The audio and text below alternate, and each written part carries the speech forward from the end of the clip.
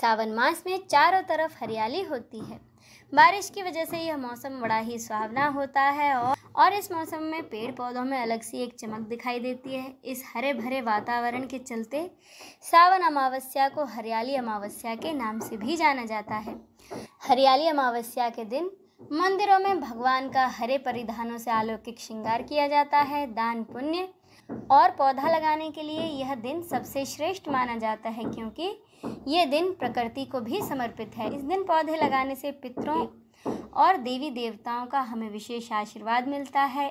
आज के इस वीडियो में हम जानेंगे कि साल 2025 में हरियाली अमावस्या कब है। पंचांग के अनुसार श्रावण मास की अमावस्या यानी कि हरियाली अमावस्या की शुरुआत होगी 23 जुलाई रात 2:28 पर, यानी कि 24 जुलाई 2:28 AM पर इसकी शुरुआत होगी और इसका समापन होगा 25 जुलाई को रात 12:40 पर। उदय तिथि के अनुसार हरियाली अमावस्या 24 जुलाई को ही मान्य होगी। इस दिन ब्रह्म मुहूर्त में स्नान दान करना बड़ा ही पुण्य फलदायी होता है। अब जाने के कौन से वे 3 काम जो हरियाली अमावस्या पर आपको जरूर करने चाहिए। सबसे पहले हरियाली अमावस्या के मौके पर पितरों की पूजा करनी चाहिए। इसके साथ ही नवग्रह शांति पूजा भी करनी चाहिए। इस दिन व्रत रखना भी बहुत ही शुभ माना जाता है। शिव पूजन के लिए हरियाली अमावस्या का दिन सबसे महत्वपूर्ण माना जाता है। इस दिन भगवान शिव की पूजा करने से ग्रहों की अशुभता कम होती है। साथ ही इस दिन लिंगाष्टकम स्तोत्र का पाठ करना चाहिए। माना जाता है अमावस्या का व्रत रखने से सुहागन महिलाओं को अखंड सौभाग्य का वरदान मिलता है। हरियाली अमावस्या जैसे कि इसके नाम से ही जाहिर है, इस दिन पौधे लगाने का अपना बड़ा ही विशेष महत्व है। माना जाता है इस दिन आम, आंवला, नीम, बरगद, पीपल आदि के पेड़ लगाने से जीवन में आ रही बाधाओं का नाश होता है। अब सुने हरियाली अमावस्या की व्रत कथा। इसकी एक कथा के अनुसार एक समय की बात है, एक राजा अपने महल में अपने परिवार के साथ सुखपूर्वक निवास किया करता था। उस राजा का एक बेटा था जिसकी शादी हो चुकी थी। राजा की पुत्र बहू ने अपने रसोई घर में मिठाई रखी हुई देखी तो वह सारी मिठाई खा गई। जब राजा ने उसके बारे में पूछा तो उसने कहा कि सारी मिठाई चूहे खा गए। पुत्रवधू की यह बातें चूहों ने सुन ली। वे इस गलत आरोप को सुनकर अत्यंत क्रोधित हुए। इसके बाद उन्होंने राजा की बहू को सबक सिखाने का निश्चय कर लिया। कुछ दिनों के बाद महल में कुछ मेहमान आए। चूहों ने सोचा कि यह अच्छा मौका है राजा की बहू से अपना बदला लेने का और उसे सबक सिखाने का। बदले की भावना से चूहों ने उस बहू की साड़ी चुराई और ले जाकर अतिथि के कमरे में रख दी। जब सुबह सेवकों ने और अन्य लोगों ने उस साड़ी को वहां पर रखा देखा तो सभी लोग राजा की बहू के चरित्र के बारे में तरह तरह की बातें करने लगे। यह बात जंगल में आग की तरह पूरे गांव में फैल गई। जब राजा के कानों तक यह बात पहुंची तो उसने अपनी पुत्र बहू के चरित्र पर शक करते हुए उसे महल से निकाल दिया। राजा की बहू अब महल से निकलकर जंगल में एक झोंपड़ी बनाकर रहने लगी और नियमित रूप से पीपल के पेड़ की पूजा करने लगी और रोजाना उसके नीचे दीपक जलाने लगी। इसके साथ ही वह पूजा करके गुड़धानी का भोग लगाकर लोगों में प्रसाद बांटती थी। इस प्रकार कुछ दिन बीत जाने पर एक दिन राजा उस पीपल के पेड़ के पास से गुजरे जहां उनकी बहू हमेशा दीपक जलाया करती थी। इस दौरान उनका ध्यान उस पीपल के पेड़ आसपास जगमगाती हुई रोशनी पर गया। इस रोशनी को देखकर राजा चकित हो गए और महल में वापस आने के बाद उन्होंने अपने सैनिकों से उस रोशनी के रहस्य का पता लगाने के लिए कहा। राजा की आज्ञा मानकर उसके सैनिक उस पेड़ के पास चले गए। वहां पर उन्होंने देखा कि सभी दीपक आपस में बातें कर रहे हैं। इसके साथ ही उन्होंने राजा की पुत्र वधू के साथ हुई उस घटना का जिक्र भी किया, जिसे सुनकर सैनिक भी हैरान रह गए और महल में वापस आकर उन्होंने सारी कथा राजा को कह सुनाई।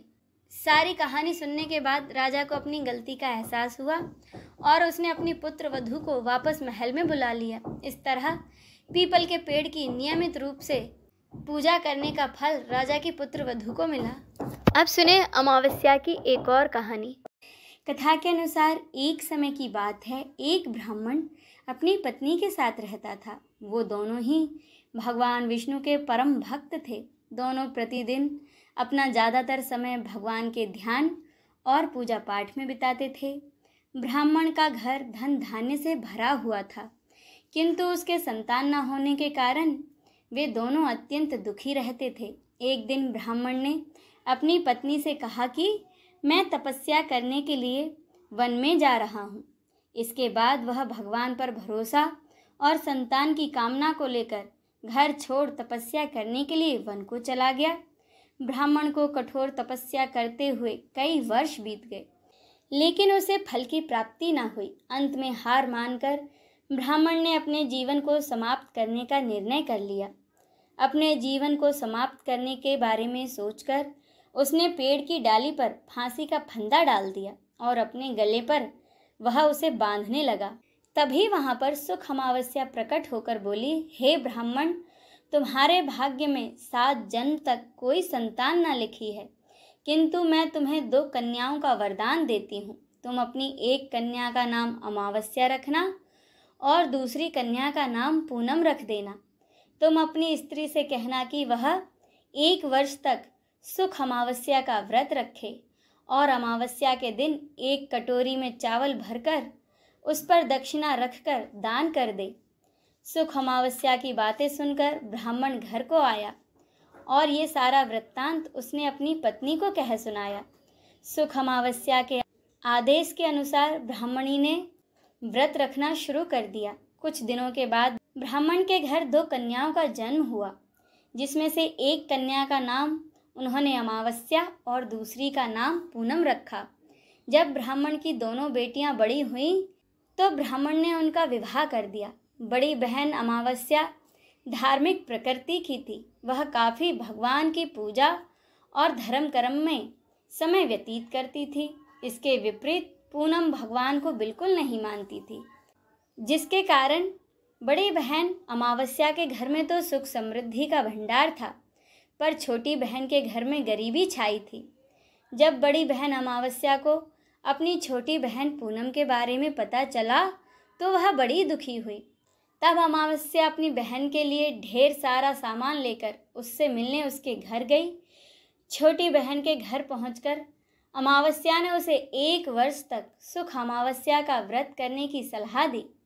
साथ ही अमावस्या ने व्रत को विधि पूर्वक करने के बारे में पूनम को बताते हुए ये भी कहा कि तुम 1 वर्ष तक सुख अमावस्या का व्रत करना और उस दिन 1 कटोरे में चावल भरकर उस पर दक्षिणा रखकर दान कर देना।